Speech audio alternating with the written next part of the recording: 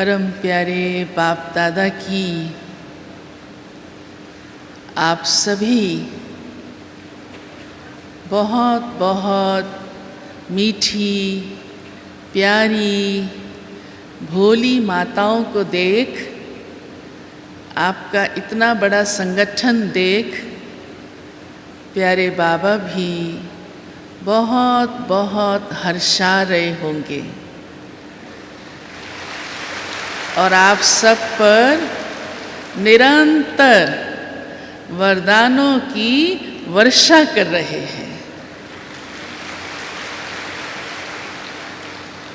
और प्यारे बाबा के साथ साथ सभी को आपका ये संगठन देखकर बहुत खुशी हो रही है, बहुत खुशी हो रही है।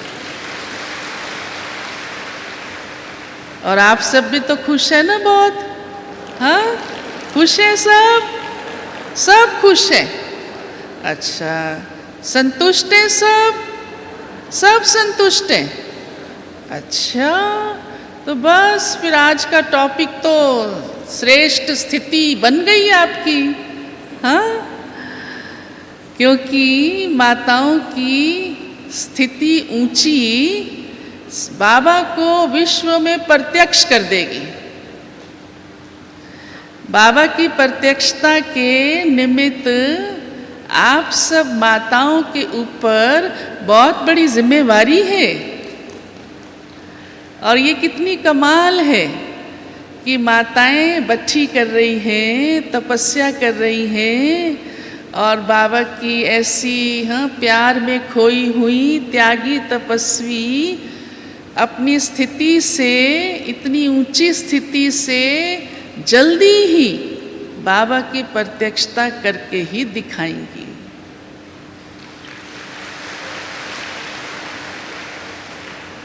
तो अवश्य ही कोई भी बात, कोई भी परीक्षा, कोई भी परिस्थिति आपकी स्थिति को हलचल में नहीं लाए, ऐसा बाबा चाहते हैं।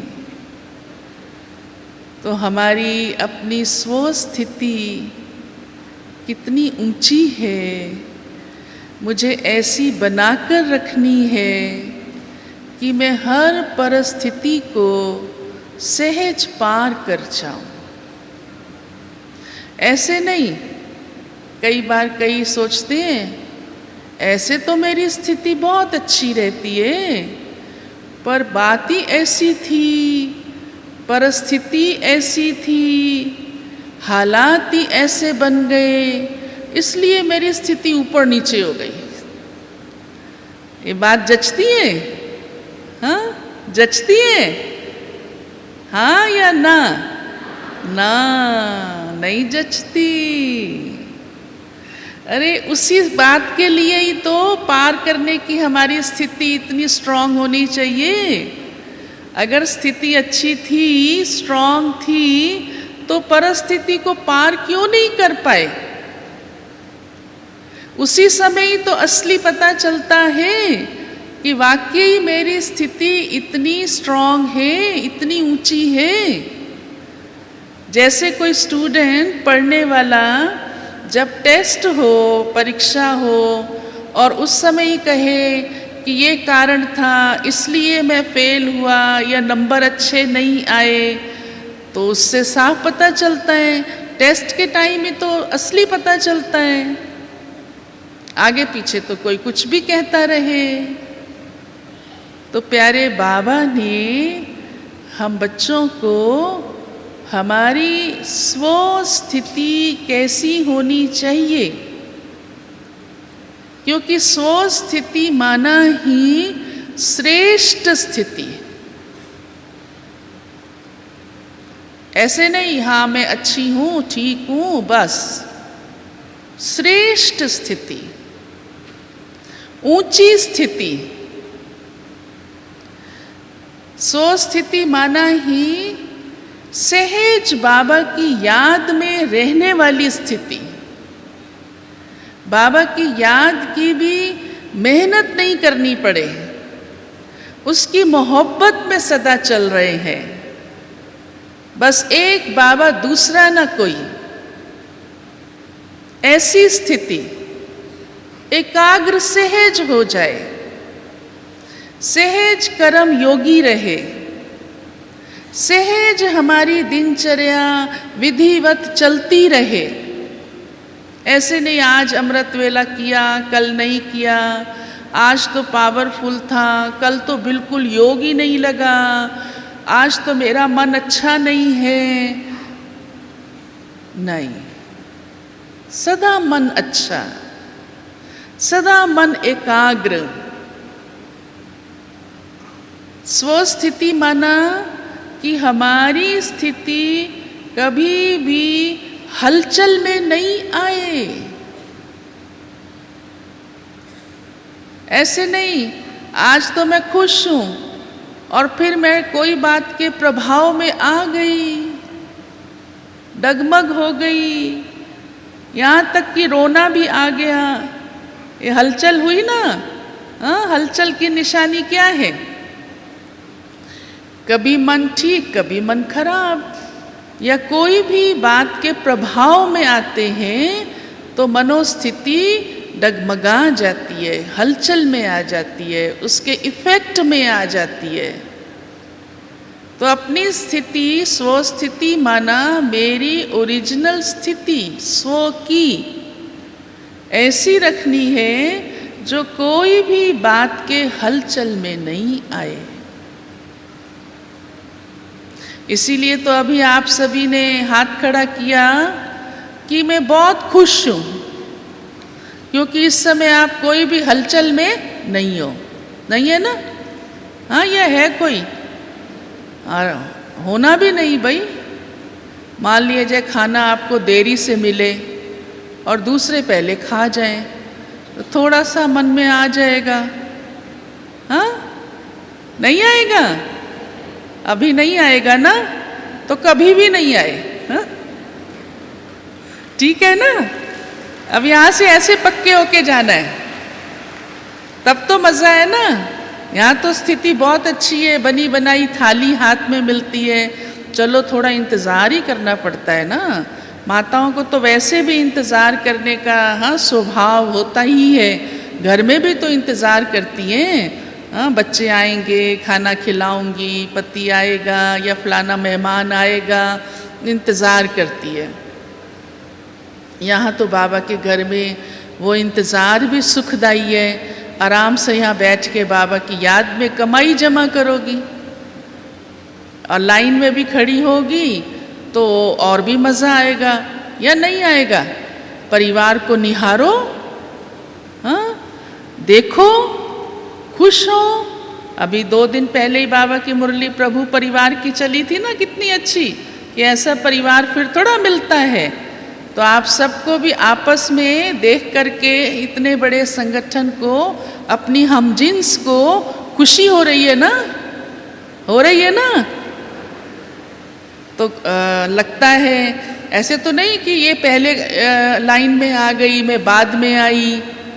अच्छा चलो बाद में अगर खाना ख़त्म भी हो जाए, वैसे तो यहाँ होता नहीं, अखंड भंडारा चल रहा है, तो भी स्थिति हलचल में तो नहीं आएगी ना। जिसकी आएगी वो पहले ही बता दो, उसका प्रबंध हम पहले से ही कर लें, या उनकी लाइन अलग बना दें। नहीं ना ज़रूरत? बोलो। अरे वाह, हमारी माताएं तो बड़ी पक्की है, हाँ, बड़ी स्ट्रांग है।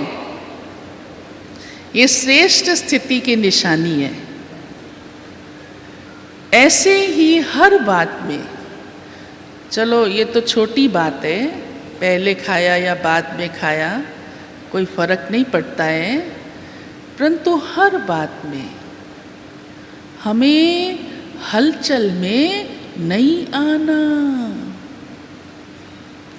क्योंकि आप अपने परिवार में स्तंभ हो, स्तंभ, पिलर हो, और पिलर ही कमज़ोर होगा, गुरु माता कहलाती है ना, हाँ, और वही कमज़ोर होगा तो बाकियों का क्या हाल होगा? सोचो ज़रा। और हमने कई बार देखा है, कई परिवारों को भी देखा है कि अगर माता थोड़ा कोई बात के इफेक्ट में आती है तो सारे इफेक्ट में आ जाते हैं। माता मायूस होती है या कहीं कोई बात ऐसी घटती है, हाँ, घटना तो कोई भी घट सकती है ना। माना कोई ने शरीर छोड़ दिया परिवार में, तो माता रोने लगती है तो सारे रोने लगते हैं, बच्चे भी उसको देख के और जोर जोर से रोने लगते हैं। ये हमारी आंखों देखी बातें हैं। जाते हैं ना कहीं कहीं सेवा पर बुलाते हैं, या परिवार में कोई किसको कष्ट आता है, कोई बीमारी आती है, या कोई किसी भी परिस्थितियां तो अनेक आ सकती है ना। तो अगर माता इफेक्ट में आती है तो सारे आ जाते हैं। माता मजबूत रहती है तो बाकी भी सब थोड़े से हल्के रहते हैं और इतना ज़्यादा उसके प्रभाव में नहीं आते, निश्चिंत रहते हैं। इतनी बड़ी जिम्मेवारी आप माताओं के ऊपर है। तो मुझे अपनी स्थिति को, अर्थात अपनी अंतर आत्मा को बहुत एकदम ऐसे डिटैच, स्ट्रॉन्ग, सेटिस्फाइड, बिल्कुल निश्चिंत रखना। एक बल, एक भरोसा। स्व में मेरा जो निज स्वरूप है उसकी कॉन्शियस में रहना, उस आभास में रहना कि वाह प्यारे बाबा, मैं आपकी कितनी श्रेष्ठ संतान हूँ। ये एक संकल्प मात्र ही आपको बहुत अच्छा अंदर से इतना एहसास होगा कि वाह रे मैं, बस मेरा निज स्वरूप कितना शुद्ध, कितना शांत, कितना प्रेम वाला है। आपकी वास्तविकता ये है। और आप आत्मा ऐसे गुण वाली, ऐसे स्वभाव वाली माता का रोल प्ले कर रही हो। और प्यारे बाबा ने आपको टाइटल दिया है शिव शक्ति हो, कि आप ऐसी हो शक्ति, आत्मा, जिसकी ये क्वालिटी है कि मैं आत्मा शक्ति स्वरूप हूँ, शिव से जुड़ी हुई है। तो जब आप स्वयं को इस स्मृति में जितना सारे दिन में बार बार लाएंगे, अब ये संकल्प करना तो कठिन है नहीं, ये तो आप रोटी बेलते भी संकल्प कर सकती हो, कहीं भी खड़ी हो संकल्प कर सकती हो, कोई भी कर्म करते संकल्प कर सकती हो या नहीं। हाँ, भोजन परोसते, कपड़े धुलाई करते, या फ्री बैठे हैं, या किसी भी कारोबार में हैं और अमृत वेले से उठते ही पहला ये संकल्प हो, प्यारे बाबा मैं आपकी श्रेष्ठ संतान हूँ, मैं शिव शक्ति हूँ, आपने मुझे इतना ऊंचा उठाया और सारे विश्व की नजरों में लाया, मेरे सिर पर ज्ञान कलश रखा, मुझे इतना ऊंचा लक्ष्य दिया। तो इस प्रकार से अपने स्वमान में रहने से हमारी स्थिति सदा अच्छी, श्रेष्ठ, ऊंची रहती है। ये है स्वस्थिति।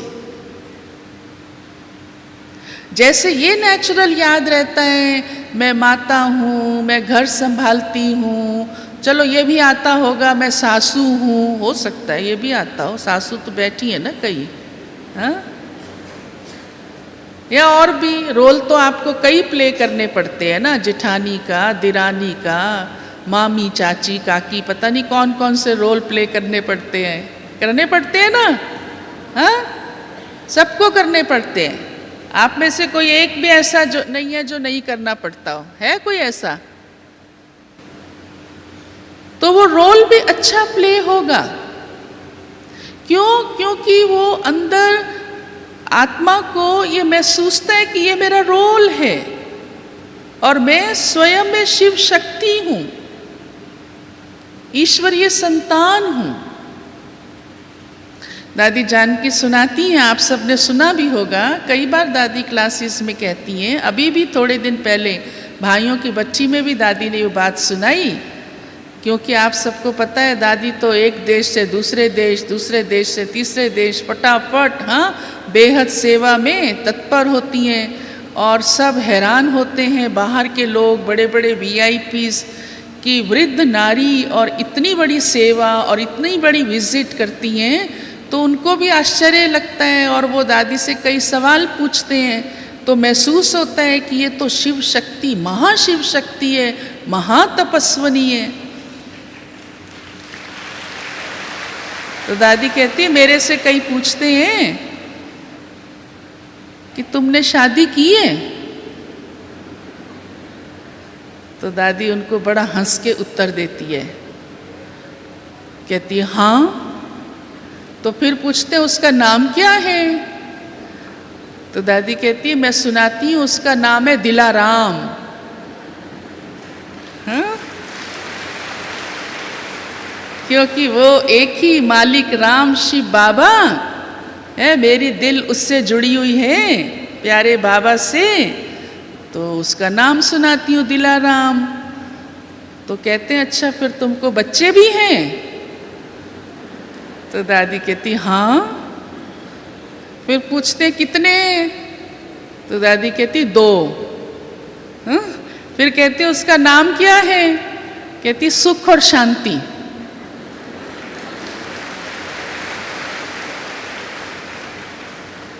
भाई सुख बेटा हो गया, शांति बेटी हो गई। हाँ? तो आप अपने बच्चों को इस रूप से देखती हो? दादी की तो जीवन ही सुख और शांति में रहना और सबको सुख शांति बांटना, हर पल बांटना, हर पल बांटना, हर घड़ी, चाहे कोई पास खड़ा है चाहे कोई दूर खड़ा है, चाहे दादी विश्व के किसी भी कोने में है, तो दादी सुख और शांति बांटती रहती है। कैसे? क्योंकि खुद सुख स्वरूप है, क्योंकि खुद शांत स्वरूप है, क्योंकि खुद प्रेम स्वरूप है। आप सभी बहनें स्वयं को ऐसा अनुभव करती हो? आप सब चाहते हो ना हम दादी जैसा बन जाएं? हाँ, चाहते हो ना? मम्मा बाबा जैसा बन जाएं? जो चाहते हैं वो हाथ खड़ा करो। सब चाहते हैं। अच्छा, एक भी ऐसा नहीं जो नहीं चाहता, कहे मैं तो नहीं कर सकता हूँ, नहीं कर सकती हूँ, एक भी नहीं? वाह रे वाह, फिर तो ताली बजनी चाहिए। हाँ,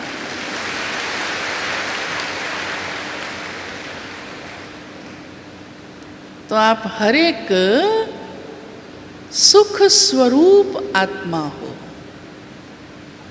शांत स्वरूप आत्मा हो, परंतु इसे बुद्धि की नॉलेज तक नहीं रखो। स्थिति कैसे अच्छी बनती है? जब हम इस स्वरूप को इमर्ज करेंगे। मर्ज रूप में तो आत्मा के अंदर ये गुण है ही, ये आपका आदि गुण है, अनादि गुण है आत्मा के अंदर। लेकिन मुझे इसकी अब जो पहचान मिली, इसका जो मैंने अभी जीवन में अनुभव किया, अनुभव तो सबने किया है, तब तो इतना अच्छा बाबा की याद में यहाँ बैठी हो, तब तो इतना प्रेम से बाबा को याद करती हो, योग लगाती हो, और बाबा की हर श्रीमत का पालन करने का अंदर से दृढ़ लक्ष्य है। अनुभव के बिना तो नहीं हो सकता ना, सब अनुभवी हो, सब अनुभवी हो ना। परंतु अब मुझे अपने इस अनुभव को, इस समझ को हमेशा अपने स्वरूप में इमर्ज रखना है, उसका प्रैक्टिकल यूज करना है। क्यों परिस्थिति हिला देती है? क्योंकि हम अपने इस स्वरूप को इमर्ज नहीं करते। अब मान लिया जाए कोई बात ऐसी आती है जो अशांति करने वाली है, अब वो हमारे ऊपर असर ना करे, हम अशांत ना हो, यही है ना हमारी स्थिति अच्छी की निशानी। तो मैं शांत स्वरूप आत्मा हूँ, ये मेरा निजी गुण है, ये मेरा स्वधर्म है। तो मेरे को उसी ही महसूसता में, अर्थात उसे अपने मन वचन कर्म में यूज करना होगा। ये अपने आप को उस स्वरूप में लाना होगा कि जब मैं हुई शांत स्वरूप आत्मा, तो मैं इस बात के कारण अशांत कैसे हो सकती हूँ। तो उस बात से मुझे अपने को न्यारा रखना होगा, और न्यारा रखने के लिए ही पूर्ववत, सदा ही जब कोई बात नहीं है उस समय भी अपने को शांत स्वरूप स्थिति में ऐसे इमर्ज रूप में, उस स्वरूप में रहना होगा।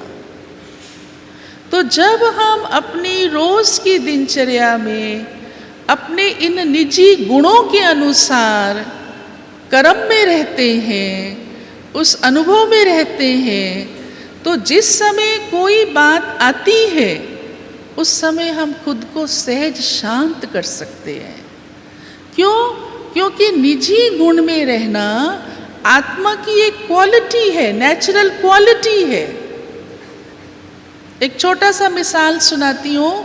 एक बार एक राजा के पास एक तोता था, बहुत सुंदर तोता था, और राजा को बड़ा अच्छा लगता था वो तोता। तो राजा ने उसके लिए सोने का पिंजड़ा बनवाया और उसके ऊपर एक दो सेवाधारी भी रखे, और राजा अपने हाथ से रोज उसको गोल्डन एप्पल खिलाता, और वो सेवाधारी भी उसको टाइम टाइम पे पानी, खाना सब देते। लेकिन फिर भी पिंजड़ा तो पिंजड़ा ही होता ना, चाहे वो सोने का हो, चाहे राजमहल में हो, चाहे राजा के सामने हो। तो बहुत दिन बाद उस तोते को ख्याल आया, अपने साथियों की याद आई। तो उसने राजा को कहा, मैं थोड़े दिन अपने साथियों के पास जाना चाहता हूँ। तो राजा चाहता तो नहीं था कि ये जाए, लेकिन जिससे प्यार होता है उसको छुट्टी भी दे देते हैं, समझते हैं ये मौज में रहे थोड़ा। तो राजा ने कहा, अच्छा जाओ, लेकिन जल्दी वापस लौट के आना। तो पिंजड़ा नौकर ने राजा के ऑर्डर पर खोल दिया, और पिंजड़ा खुलते ही और तोता उड़ चला।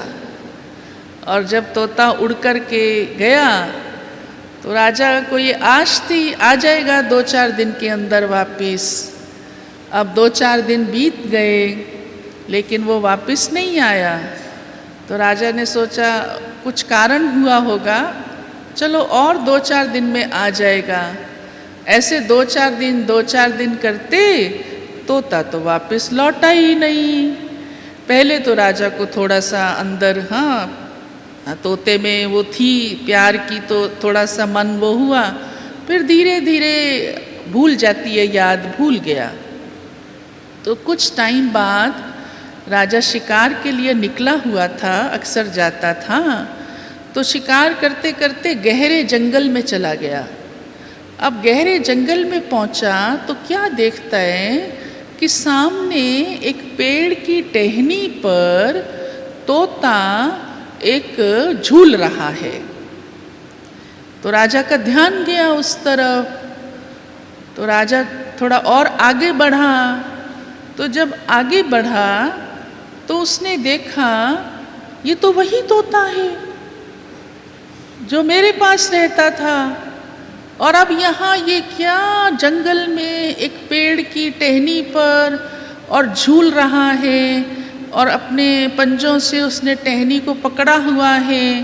क्योंकि आपको मालूम हो कि तोते की ये नेचर होती है, उसे इसमें बड़ा मज़ा आता है कि वो टहनी को पकड़ के उल्टा झूलता है ऐसे करके, तो उसमें बड़ा आनंदित होता है क्योंकि ये उसका निजी गुण है। तो राजा ने उसको बड़े प्यार से निहारा, मुस्कुराया, और राजा चाहता था कि इस तोते को मैं वापस ले चलूं, लेकिन तोते ने उस कोई भी आकर्षण में आया नहीं। ना उसे सोने का पिंजड़ा याद आया, ना उसे कोई गोल्डन एप्पल याद आया, ना उसे कोई राजा की बात याद आई, और अपनी उस मस्ती में उस टहनी पे वो झूलता रहा। उसमें उसको बहुत आनंद और सुख महसूस हो रहा था। तो बाबा ने हम बच्चों की हमारी जो ओरिजिनलिटी है, स्व की स्थिति जो है, जो निजी गुण है, उसके अनुसार मेरी स्थिति रहे। और वो निजी गुण क्या है कि मैं ओरिजिनल में शांत स्वरूप, सुख स्वरूप, प्रेम स्वरूप, पवित्र स्वरूप आत्मा हूँ। मुझे स्वयं को इस स्मृतियों में, इस कॉन्शियस में रमण करना है, आनंदित रहना है। ये लगातार हमारी स्थिति बनी रहे। तो जब इस प्रकार से हम अपनी दिनचर्या में स्वयं को इस अनुभव में रखते हैं, तो ये पक्की बात है कि हमारे आगे जब कोई भी बात आती है, कोई भी परिस्थिति घटना आती है, तो हम उसके प्रभाव में नहीं आएंगे। अब बातें तो आएंगी, ये नहीं है बातें नहीं आएंगी, या कोई परीक्षा नहीं आएगी, परंतु मुझको अपने को अपने उस निज स्वरूप के अनुभव में रहने से, अपनी स्थिति अच्छी रखने से वो बातों का प्रभाव नहीं होगा। साइंस में भी देखो इतना गुण है, ताकत है कि वो गर्मी को सर्दी में बदल देती है ना। कितनी तपश होती है, अंदर बैठते हैं, पंखा चलाते हैं, एसी कूलर चलाते हैं, और गर्मी भाग जाती है। गर्मी है बाहर, लेकिन आपके पास से भाग गई, ऐसे ही ना।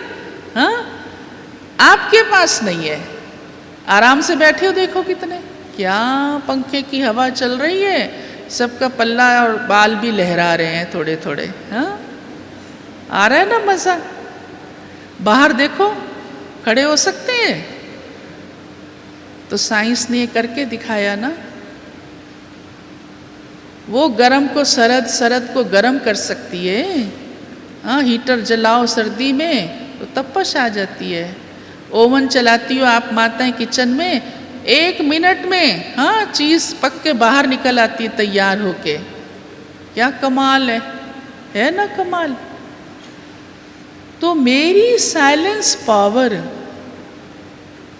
मेरा मौन में रहना, इस समय आप सब मौन भट्टी में हैं, आप सबको ये डायरेक्शन मिला हुआ है कि बातें नहीं करनी और मन का भी मौन रखना है।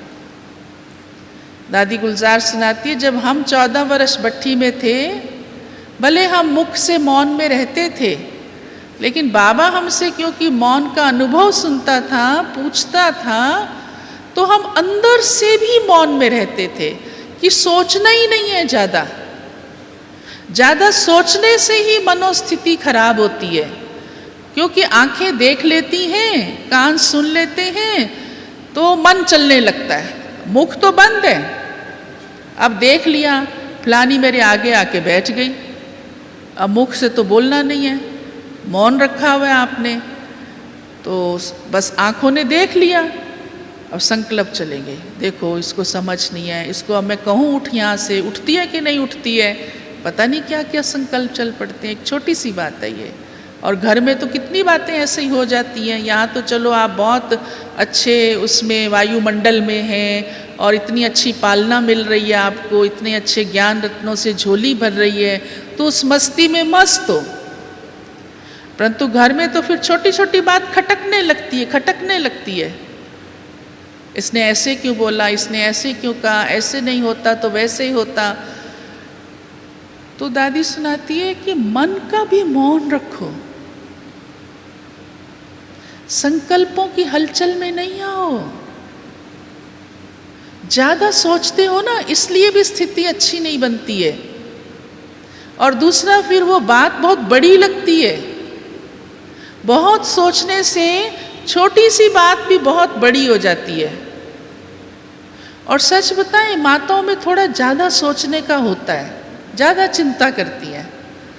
घर संभालती है ना, कहेगी पता नहीं लेट आया है पति, भूखा होगा, प्यासा होगा, होटल ना चला गया हो, फलाने के घर ना चला गया हो, परंतु बॉस ने पता नहीं क्या कहा होगा, आज उसका मन ठीक होगा कि नहीं होगा, कोई ऑफिस में घटना तो नहीं घट गई होगी। रोज की दिनचर्या में ये आदत बना ली है। फिर वो बेचारा हंसता हंसाता आ जाता है या थका मका आ जाता है, कहती ले मैं तो ऐसे ही माथा मारती रही। चलो आप आ गए, अरे जो घंटा भर सोचा इतना, वो किस खाते में गया?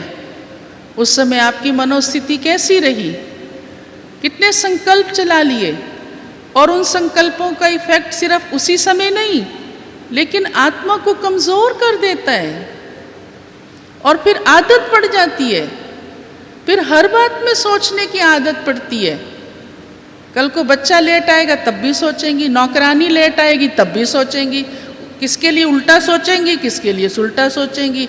संकल्प पे संकल्प, संकल्प पे संकल्प, आदत बन गई है। इस बच्ची में वो आदत भी चेंज करनी है, इतनी शक्ति भरनी है, स्थिति को इतना मजबूत बनाना है। तो अपने उस निज स्वरूप और निज गुण के अनुसार सोचो, उसमें रमण करो, बार बार वही चिंतन करो, तो ये व्यर्थ का चिंतन नहीं रहेगा, वो आदत नहीं रहेगी। ये है असली मनोस्थिति को शांत रखना, ये है मौन। तो मुख अपने आप ही शांत रहेगा, फिर मुख को ज़्यादा बोलना भी नहीं पड़ेगा, थोड़े ही बोलने से काम चल जाएगा। और एक विशेष बात मैं आपको संक्षेप में बताती हूँ कि देखो, जिस बात से समस्या आती है, परिस्थिति आती है, वो आप जानते हो अच्छी तरह। मैं उसका विस्तार इस समय नहीं करूँगी। भाई कोई भी परीक्षा आएगी तो कहाँ से आएगी? या तो धन से आएगी, या तो तन से आएगी, या तो संबंध से आएगी, हाँ, या तो मन से आएगी। इस समय मान लीजिए कोई भी बात आपकी बुद्धि में आती है, अभी तो लानी नहीं है, 4 दिन बच्ची में हो सकता है घर जाते ही समस्या खड़ी हुई मिले, हो सकता है ना, हाँ, या आप समस्या में से ही अपने को छुड़ा के आई हो। किसी भी प्रकार की जो भी बातें आती हैं टोटल, अब बातों की गिनती करेंगे तो बहुत लंबी लिस्ट निकल आएगी। आप जितनी 1000 माताएं बैठी हैं ना, इतनी 1000 बातें आएंगी, हर एक बात सुनाएगी। मेरे आगे ये परीक्षा आती है, दूसरी कहेगी मेरे आगे ये परीक्षा आती है। एक बार एक माता प्यारे बाप दादा से, अव्यक्त बाप दादा से मिल रही थी। आप सबको पता हो कि पहले बाप दादा अव्यक्त रूप से एक से मुलाकात करते थे और दृष्टि देते हुए प्यारे बाबा वरदान देते थे। परिवार छोटा था, धीरे धीरे परिवार बढ़ गया। अब बाबा आप सबको एक साथ देखकर वरदान देते हैं। तो वो माता इतनी भोली, बाबा उससे पूछ रहे हैं ठीक हो? वो माता कहती है बाबा मेरे घुटनों में दर्द रहता है। देखो उसको बेचारी को, भोली है ना, और सच्चाई है ये तो, घुटनों में दर्द तो हो ही जाता है अक्सर माताओं को, या कोई को भी हो सकता है ना। तो उसको यही अपनी बहुत बड़ी घटना कहें, हाँ परिस्थिति कहें कि मैं घुटनों के दर्द के कारण क्लास में नहीं आ सकती हूँ, चल नहीं सकती हूँ, तो महसूस होता है, दुख होता है उसके कारण। ऐसे ये तो छोटी सी बात अपने सुनाई क्योंकि उसने बाबा के आगे बोला, पर आपके आगे चाहे तन की आए, मन की आए, धन की आए, माना पति की कमाई कम आने लग गई, या बच्चा पढ़ लिख गया कमाता नहीं है, या बच्चा पढ़ाई अच्छी नहीं करता है, या घर में कोई संस्कारों का टक्कर चलता है, आपस में बनती नहीं है, पति का स्वभाव किस प्रकार का, बच्चों का किस प्रकार का, और कुछ नहीं तो पड़ोसी से ही झगड़ा होता रहता है, या अन्य कैसी भी बात आए, चाहे अपनी तरफ से आए, चाहे परिवार के संबंधों की तरफ से आए, चाहे किसी भी तरफ से आए, उन्हीं ही बातों को जैसे तन से आई या धन से आई या संबंध से आई या मन से आई, जो समस्या का कारण है वास्तव में वही समस्या का समाधान बन सकता है। ये बड़े राज की बात मैं आपको सुना रही हूं। और कई माताओं के जीवन को देखते हुए, कई परिवारों के जो बाबा के बन गए, अच्छे अच्छे परिवार, आप सभी बाबा के बच्चे, हाँ अच्छी अच्छी माताएं, तो कैसे बातें नहीं आई तो हो नहीं सकता, है ही कलयुग, है ही तमो प्रधान दुनिया, है ही सारा कैसे, भगवान उसी को बदलने आया है। तो इस दुनिया को बदलने के लिए ही और स्वयं को बदलने के लिए ही जो हमारी परीक्षा कारण बनती हैं, तो बाबा ने हमें बहुत सहज समाधान दिया हुआ है और इस जन्म और समय को भी वरदान दिया हुआ है। उसी ही माध्यम को आप ईश्वर के प्रति लगाओ। तन है तो तन से परीक्षा आई, लेकिन तन को ही ईश्वर के प्रति लगाओ। धन से परीक्षा आई, धन को ही ईश्वर के प्रति लगाओ। संबंध से परीक्षा आती है, संबंध को ही ईश्वर के प्रति लगाओ। बाबा मेरे सारे नाते तेरे साथ हैं, मेरा साजन भी तू है तो मेरा बच्चा भी तू है। फिर बच्चा कितना भी हैरान परेशान करेगा, आपको दुख नहीं होगा, क्योंकि आपकी अंतरात्मा ने ये पक्का कर लिया है कि मेरा बड़ा और पहला बच्चा तो प्यारा शिव बाबा है, वो तो मुझे तंग करता ही नहीं है, वो तो मुझे परेशानियों से मुक्त करता है, वो तो मुझे सहयोग देता है, वो तो मेरी सेवा करता है। ऐसे ही हर संबंध, और जैसे जैसे मैं उन्हीं ही जो समस्याओं के कारण बन रहे हैं, उन्हीं ही कारणों को मैं उसको चेंज करके ईश्वर में लगाती हूँ, तो वो निवारण हो जाता है। ये पक्की बात है।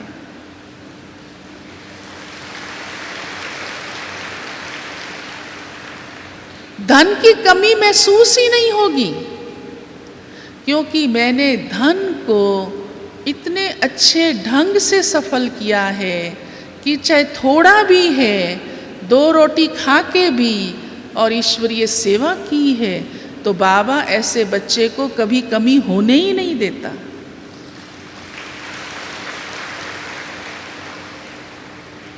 ये बातें हमारी स्थिति को ऊंचा उठाती हैं। इसका हमारी कर्मों की गति से गहरा कनेक्शन है। परंतु वो अलग विषय है, मैं उस पर नहीं जा रही हूँ। परंतु इसका मेरी स्थिति से बहुत गहरा कनेक्शन है, क्योंकि तब मेरी स्थिति निर्विघ्न रहती है, और जब स्थिति निर्विघ्न रहती है तो परिस्थिति हमारे सामने टिक नहीं सकती। एक माता थी, उसका पति नहीं था, बहुत बूढ़ी हो गई थी, पति पहले शरीर छोड़ गया, बेटा था, एक ही बेटा था, और वो ब्रह्मा कुमारी इसको इतना पसंद नहीं करता था। लेकिन उसको मालूम था मेरी माँ सेंटर पर जाती है और वो बुजुर्ग है और पिता भी शरीर छोड़ गया, तो समझदार था, वो पढ़ा लिखा था बेटा, अच्छा कमाता था, तो वो ये चाहता नहीं था कि मैं माँ को रोकूं और ये दुखी हो, तो एक समझ के नाते से वो उसको छुट्टी देता था कि भले जाए। पर और किसी प्रकार का सहयोग, घर में जो कुछ चाहिए वो करता था सब कुछ, लेकिन माँ की इच्छा होती थी ये इतना कमाता है तो मैं इसको कैसे बाबा का बनाऊं और इसका धन बाबा की सेवा में लगे, उसका संकल्प चलता था बार बार।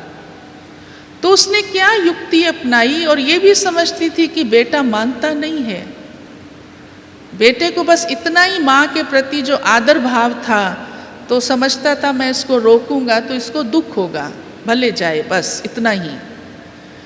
तो वो माता क्योंकि समझती थी कि कैसे इसका भाग्य बन सकता है, और उसकी माता की भी अंतरात्मा अंदर से खुश रहे, संतुष्ट रहे, तो वो क्या करती थी कि जैसे वो कुछ घर में लाता था, कोई भी चीज़ लाता था, यहाँ तक कि एप्पल भी मान लीजिए 1 किलो लाया और 4 एप्पल हैं, तो वो उसमें से 2 एप्पल या 1 एप्पल, माचिस भी लाया, डजन माचिस हैं तो 2 माचिस, मोमबत्ती भी लाया। मैं छोटी से छोटी बात इसलिए सुना रही हूँ कि कैसे उस माता के दिल में जो भाव बाबा के प्रति थे और अपने बच्चे का भाग्य बनाने के प्रति थे, इतना उसके पास कोई पॉकेट मनी भी नहीं थी, तो वो जो उसको कपड़े के लिए पैसा देता था या अन्य कोई घर खर्च के लिए पैसा देता था, तो वो थोड़ा हिस्सा ज़रूर निकालती थी, हर छोटी सी छोटी चीज़ का भी हिस्सा निकालती थी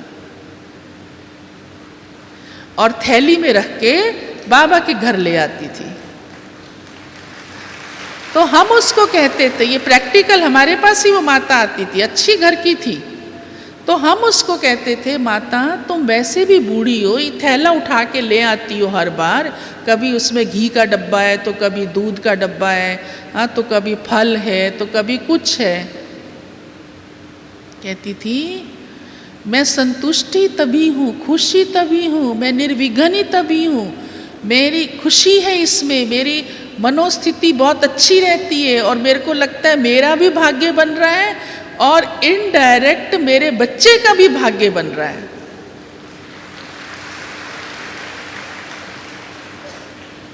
तो उसने कैसे युक्ति से उस धन को और उस संबंध को बाबा के प्रति ट्रांसफर किया।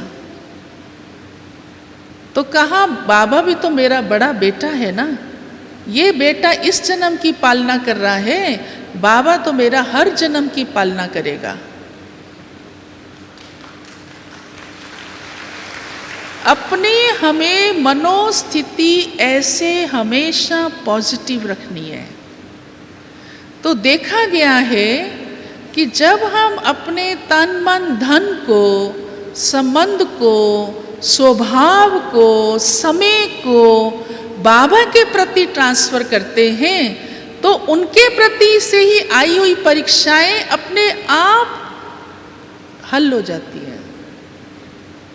फिर कोई कोई बातें बड़ी होती भी हैं, घटनाएं घटती हैं। बाबा ने कहा वह बच्चे, आपको मैंने 84 जन्मों की कहानी सुनाई है, आपको इस सारे वर्ल्ड ड्रामा का रहस्य बताया है। क्या आप अपने पास्ट को, अपने प्रेजेंट को, फ्यूचर को नहीं जानती हो? तो जैसे त्रिकालदर्शी पिता रचना के आदि मध्य अंत को जानता है, तो मैं भी उसकी संतान मास्टर त्रिकालदर्शी उस समझ को यूज करके अपनी स्थिति को हलचल में ना लाऊं। समझ जाए कि कोई मेरे कर्म का खाता है। कुछ हम चुकतू कर रहे हैं, कुछ हम जमा कर रहे हैं। इसलिए मुझे कोई बात में हैरान परेशान नहीं होना है। तभी हमने कहा बातों की लिस्ट तो 10,000 से भी ऊपर निकल आएगी, परंतु मुझको बाबा ने जो समझ दी, जो ज्ञान दिया, उसे मुझे यूज करना है। क्या मैं सिर्फ मुरली सुनकर खुश होती रहती हूँ, पढ़ के खुश होती रहती हूँ, लिख कर खुश होती रहती हूँ? अच्छी बात है, बार बार डायरी खोल के भी देखती हूँ, पर मैंने उसको यूज किया?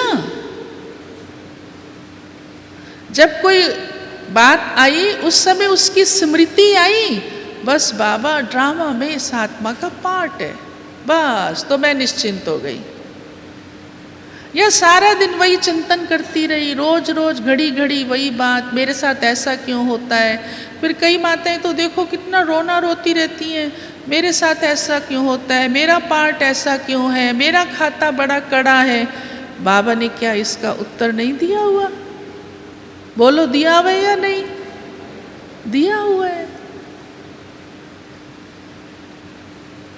शुरू से यज्ञ से आदि काल से ही देखो, सबने परीक्षाएं पार की है। बिना परीक्षा कोई आगे नहीं बढ़ता है। स्कूल में भी बच्चे को टेस्ट लेते हैं तो पहली से दूसरी क्लास में भेजते हैं, नहीं तो भेज देते हैं ऐसे। आप कितना भी कहो मेरा बच्चा बड़ा होशियार है, बड़ा लायक है, हाँ इतना इंटेलिजेंट है, लेकिन टीचर क्या इतने कहने से उसको दूसरी क्लास में भेज देगा? बोलो, नहीं भेजेगा। हम कितना ही सोचें मैं तो बाबा की योगन बन गई, मैंने इतना त्याग किया, मैं इतनी सेवा करती हूँ, फिर भी मेरे आगे परीक्षा क्यों है? अरे वो है ही इसीलिए परीक्षा, नहीं तो आप दूसरी क्लास में जाओगी कैसे? आगे बढ़ोगी कैसे? अनुभवी बनोगी कैसे? खाता क्लियर करोगी कैसे? भविष्य जमा करोगी कैसे? है ही इसीलिए। ठीक है, मंजूर है ये बात? जिनको मंजूर है हाथ हिलाओ। Very good, very good.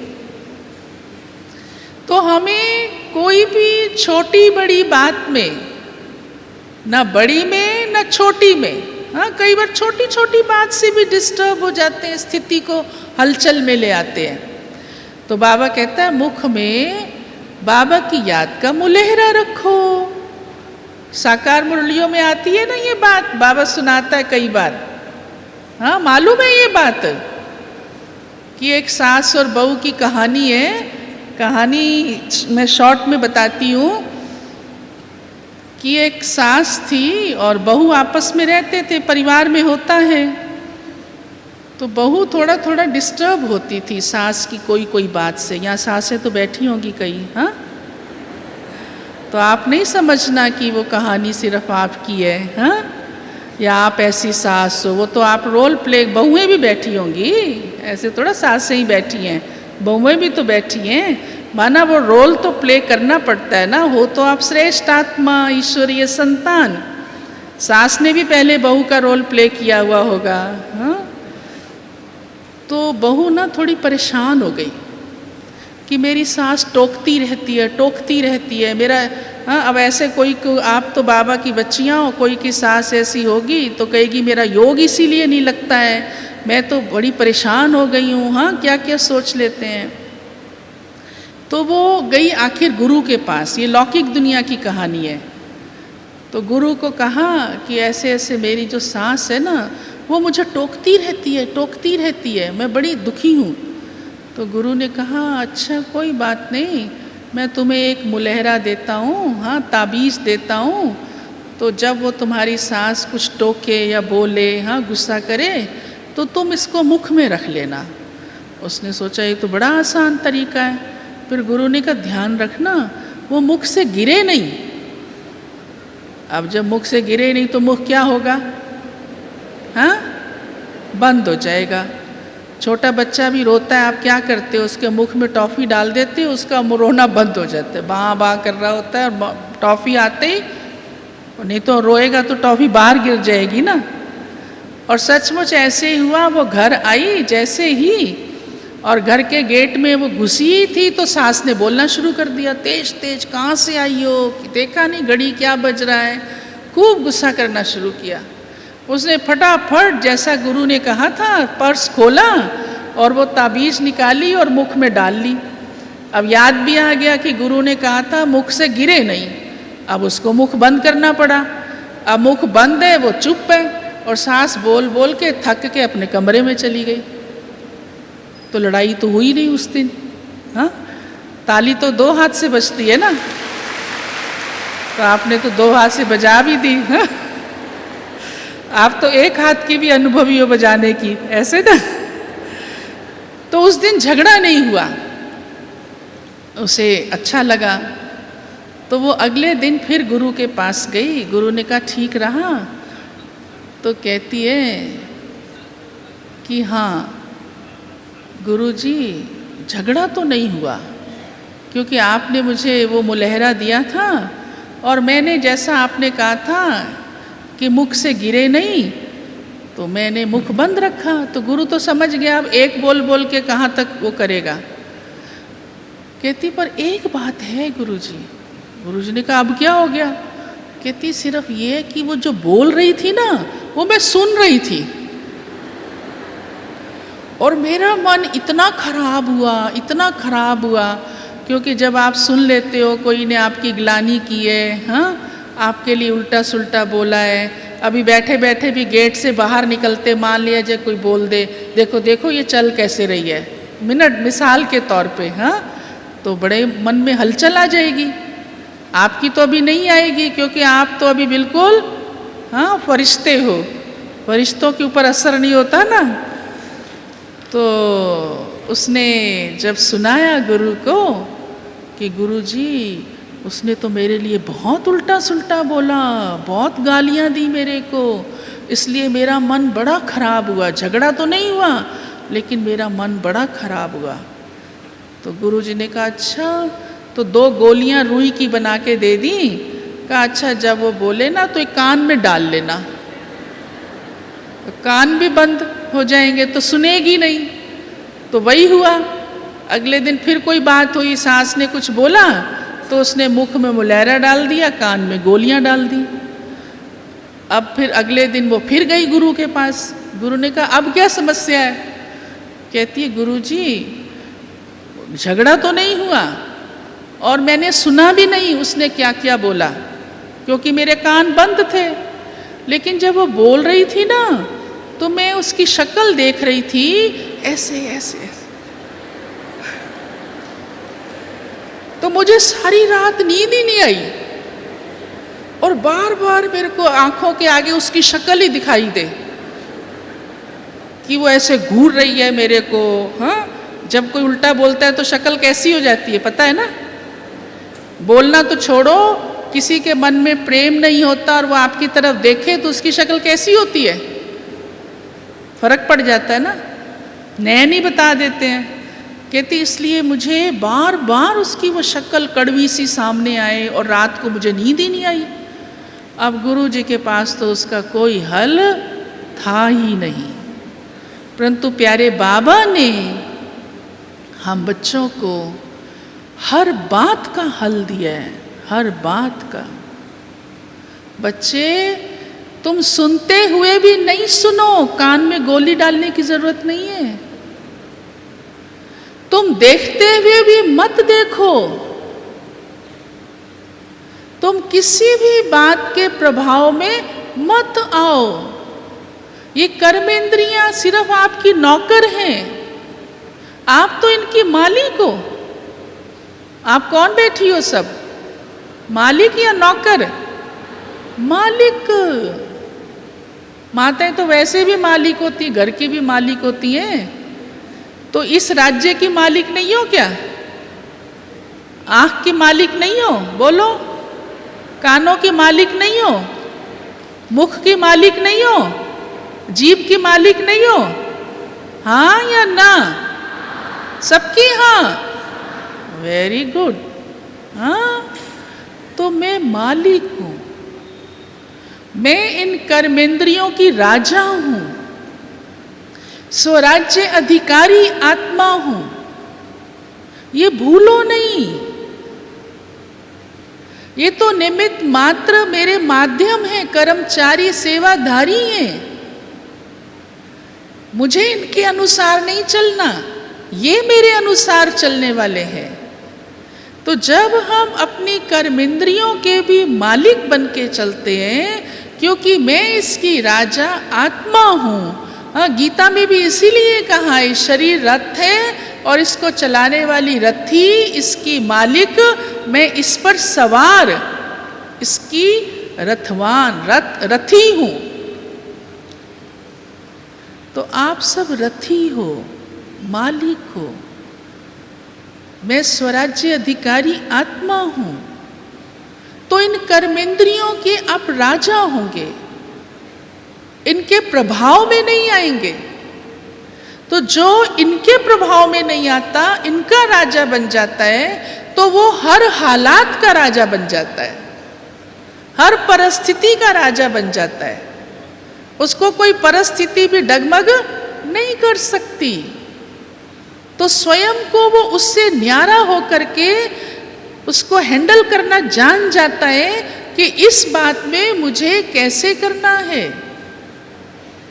अब इस बात के आप अनुभवी बनते जाओ, अनुभवी बनते जाओ, मालिक बनते जाओ, अथॉरिटी बनते जाओ। ये है स्व स्थिति से परिस्थिति पर काबू करना, परिस्थिति को बदल देना। तो आप प्यारे बाबा की वो शिव शक्तियां हैं, वो मास्टर सर्वशक्तिवान आत्माएं हैं, स्वराज्य अधिकारी आत्माएं हैं। ठीक है? हाँ, तो कोई भी बात आपको हलचल में नहीं आनी चाहिए, और रोना तो बिल्कुल नहीं है। हाँ, परिस्थिति में सबसे ज्यादा माता इफेक्ट में आती है, रोना शुरू कर देती हैं। अपनी गलती होती है तो भी रोना शुरू कर देती हैं। तो इस भट्ठी से ये भी परिवर्तन करके जाओ कि मुझे अपनी स्थिति ऐसी श्रेष्ठ रखनी है कि किसी भी बात के कारण से मेरा मन परेशान नहीं हो, आंखों में आंसू नहीं आए, मन को हलचल में नहीं लाए। पसंद है सबको? ये सबको पसंद है? अच्छा, ओम शांति। भूख भी लग रही होगी, हाँ? और अभी तो आप मालिक हो ना सब, हाँ?